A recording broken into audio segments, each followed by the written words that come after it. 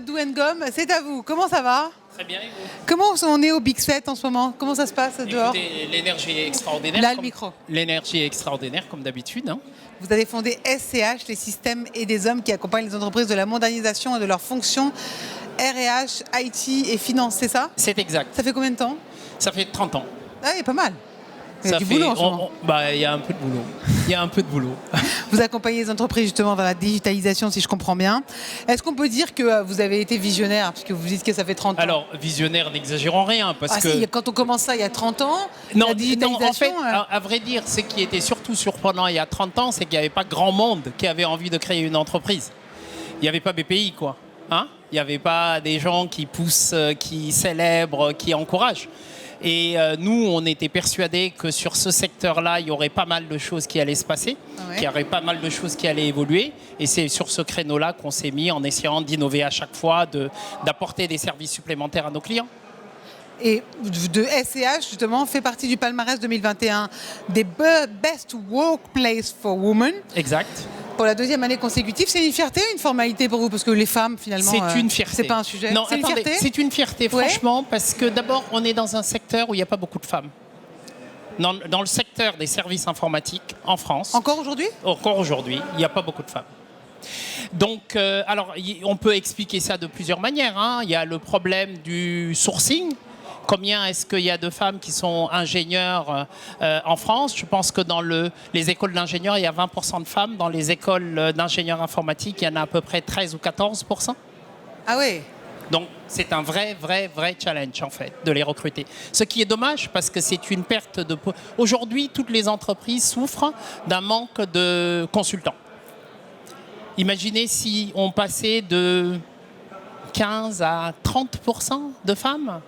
On n'aurait plus de problème, en fait. En fait, on n'aurait plus de problème. Parlez-moi comme ça, parlez-moi comme ça. Vous avez lancé des antennes à Dakar et à Abidjan. Oui. Mais c'est important pour vous d'être justement un acteur privilégié en Afrique de l'Ouest? Écoutez, nous, on a toujours... D'abord, nous sommes une entreprise française qui s'est créée en France et développée en France. Mais on a, depuis quelques années, commencé à servir certains de nos clients sur le continent, mais à partir de la France. Vous aviez des liens?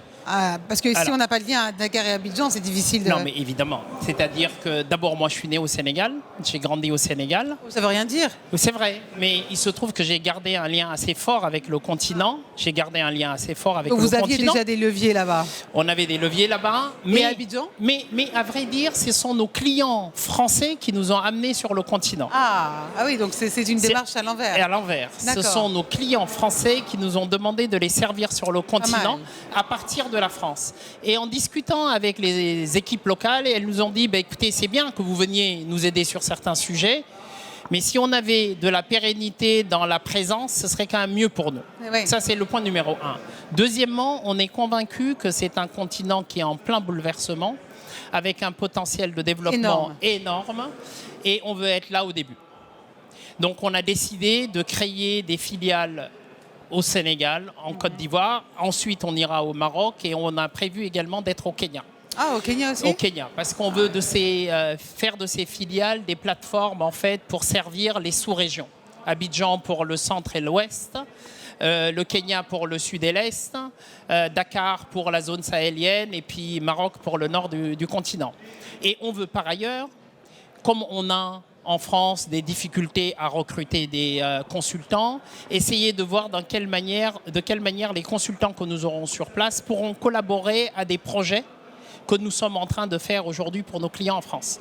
Donc c'est vraiment essayer d'imaginer une entreprise globale avec une présence sur ce continent et un lien très fort entre les équipes sur l'ensemble des plateformes. C'est ça la conquête et c'est une belle leçon de conquête. Super. Merci beaucoup Papa Madou Ngom, cofondateur et président de SNH, des systèmes et des hommes. C'est très beau en plus comme Merci. Merci beaucoup.